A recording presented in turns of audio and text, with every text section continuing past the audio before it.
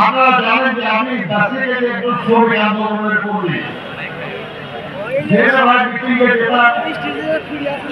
ওখানে একজন নেতা ছিলেন, নাম হল টিপি নারায়ণন, মালয়েশিয়ার শ্রমিক নেতা। তো ওনার বছরের প্রায় বেশিরভাগ সময় জেনেভায় মিটিং করতে হয়। ওখানে রোগানিয়া বলে একটা হোটেলে উনি থাকেন। আমি একবার আমার ভিজিটিং কার্ডটাকে দিলাম, উনি তার ভিজিটিং কার্ড আমাকে দিলেন। কার্ডে লেখা মিস্টার টিপি নারায়ণন, হোটেল রোগানিয়া, জেনেভা। কি মুশকিল যে হোটেলে থাকে ওটা একটা ঠিকানা হয়, কিন্তু আসলে ওটাই সঠিক ঠিকানা, কারণ বছরের বেশিরভাগ সময় তাকে ওখানেই পাওয়া যায়। আমাদের শহরে আপনারা জানেন যে তার বিরুদ্ধে মামলা কয়টা? 460টারও বেশি।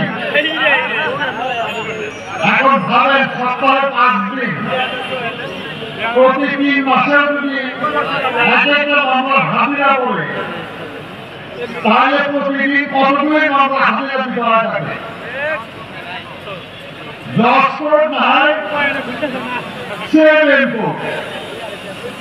এখন ভাবে এখানে ধরে ভিজিটিং কার্ড দিতে আমার লাগে, তাহলে তার লেখা লাগবে হাবিবুল এখানে ধরে ঢাকা 10 কোট অবলিক 7 কোট। তাইলে কারণ কাজও যদি আপনার জায়গাও লাগে আর কোথাও পাবেন না, ওখানে যাবেন। ঠিক এই যে অত্যাচার, এই যে নিপীড়ন, এই যে কায়েমি এবং মিথ্যা মামলা দিয়ে অত্যাচার করা, এটা শুধু তাকে বলা হয় না। আমাদের ব্যক্তি দেশনেত্রী বেগম খালেদা জিয়াকে মিথ্যা মামলায় বছরের পর বছর কারাগারে রাখা হয়েছে। আমাদের ভারপ্রাপ্ত চেয়ারম্যান জনাব তারেক রহমানকে মিথ্যা মামলা দিয়ে যাবজ্জীবন কারাদণ্ড দেওয়া হয়েছে, জেল দেওয়া হয়েছে এবং এখনো বহু মামলা বিচারাধীন। আমাদের দলের মহাসচিবের বিরুদ্ধে শতাধিক মামলা। এমন কোন নেতা নাই যার বিরুদ্ধে অসংখ্য মামলা নাই। আমি জানি যে আমার এই মঞ্চে যারা বসে আছে, আমার সামনে বিভিন্ন উপজেলা এবং থানা পারে ইউনিয়নের নেতা, আমার সামনে যেসব আমাদের নেতা কর্মীরা আছেন, তাদের বহু জনের বিরুদ্ধে অনেক মামলা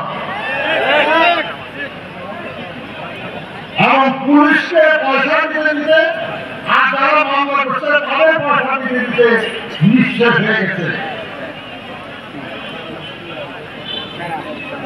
বন্ধুরা, গত 15 বছরে বিএনপি 700 বেশি নেতা কর্মী গুম হয়েছে, খুঁজে পাওয়া যায় না। তাদের 1000-এর বেশি নেতা কর্মী খুন হয়েছে, লক্ষ লক্ষ নেতা কর্মী আহত হয়েছে, মিথ্যা মামলায় কারারুদ্ধ হয়েছে, নিপীড়িত হয়েছে, উৎপীড়িত হয়েছে। গত জুলাই-আগস্ট মাসে মাত্র কয়েকদিনের মধ্যে 2000-এরও বেশি মানুষ খুন হয়ে গেল। নারী, শিশু, অত্যন্ত নিরপরাধ মানুষ। এই যে ঘটনাগুলি, এতে শুধুই কি বেদনার ইতিহাস, শুধুই কি কষ্টের ব্যাপার? কারো কারো কাছে তাই মনে হতে পারে, কিন্তু দেশনেত্রী বেগম খালেদা জিয়ার কাছে, আমাদের ভারপ্রাপ্ত চেয়ারম্যান জনাব তারেক রহমানের কাছে এবং এখানে যারা বসে আছে বিএনপির নেতা, তাদের কাছে এইসব হত্যা, এইসব গুম, এই নেতা কর্মীদের উপর নিপীড়ন, জুলুম, এই সবগুলি একটা বোঝা, একটা দায়িত্ব। কারণ যে কারণে তারা জীবন দিয়েছেন, যে কারণে তারা গুম হয়েছেন, যে কারণে তারা জেল ফিরেছেন, যে কারণে তারা নির্যাতিত হয়েছেন, তারা সেই পরিস্থিতি থেকে মুক্তি চায়, তারা পরিবর্তন চায়, তারা দেশের পুনরায় গণতন্ত্র দেখতে চায়, যেমন তারা পেয়েছিল বিএনপির প্রতিষ্ঠাতা শহীদ রাষ্ট্রপতি জিয়াউর রহমানের আমলে। তারা একটু সত্যির জীবন চায়, যেমন পেয়েছিল তারা শহীদ জিয়া এবং খালেদা জিয়ার আমলে। তারা উন্নয়নের দিকে এগোতে চায়, যেমন এগুলো শুরু হয়েছিল শহীদ রাষ্ট্রপতি জিয়ার আমল থেকে।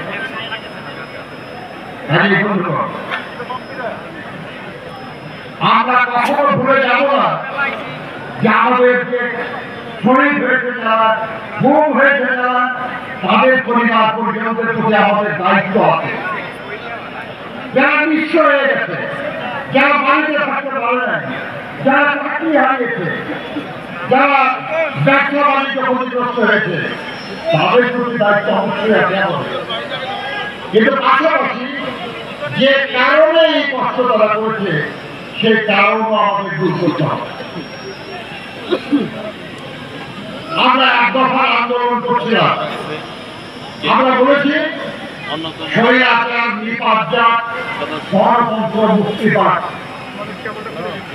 জুলাই ৭১ আন্দোলনে ফাঁসিবাদ, স্বৈরাচারে পতন হয়েছে, কিন্তু গণতন্ত্র এখনো পুরো প্রতিষ্ঠিত হয় নাই। আমাদের গণতন্ত্র পুরো প্রতিষ্ঠিত করতে হবে।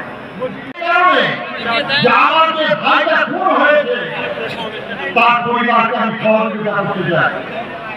আমার যে ভাই গুম হয়েছে, আমি তার মুক্তির চিন্তা করতে চাই। আমার যাদের বিরুদ্ধে মামলা মোকদ্দমা হয়েছে, যারা কষ্ট পেয়েছে, আমি তার পরিবর্তন চাই। আমি চাই আমার দেশের যে কৃষক তার ন্যায্য মূল্য পায় নাই তার উৎপাদিত সামগ্রী, আমরা তাদের সেই সামগ্রীর ন্যায্য মূল্য দিতে চাই। আমরা শ্রমজীবী মানুষকে তার ন্যায্য মূল্য দিতে চাই। আমরা যারা ভোক্তা তাদের ন্যায্য মূল্যে জিনিস পাই, আমরা সেটা পৌঁছে দিতে চাই। আমরা বেকারের জন্য কর্মসংস্থান করতে চাই।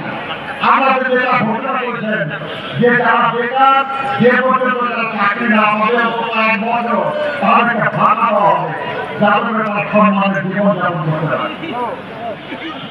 ফ্যামিলি কার্ড দেওয়ার কথা বলা হয়েছে, যাতে করে প্রতিটি পরিবার তার ন্যূনতম প্রয়োজনীয় চাহিদা মেটাতে পারে।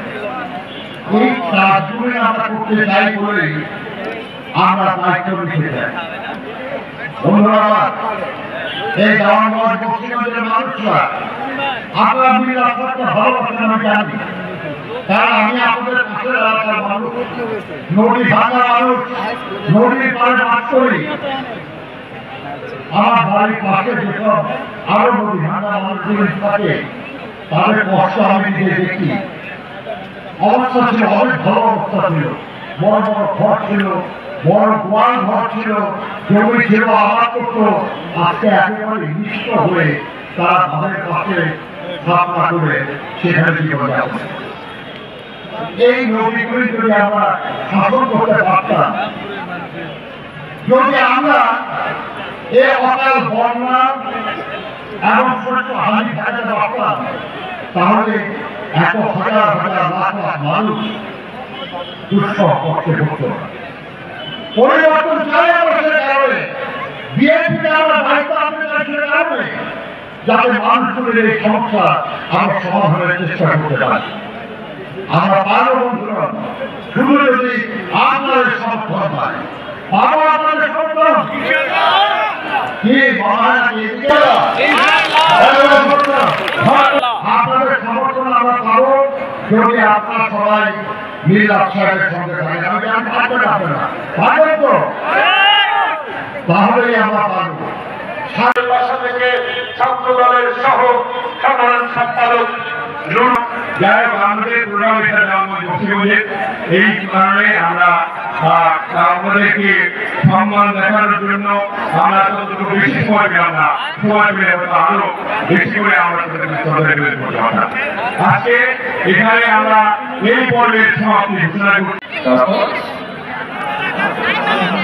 ভারত নাকি কখনোই উত্তর দেন আপনার কি হওয়া উচিত?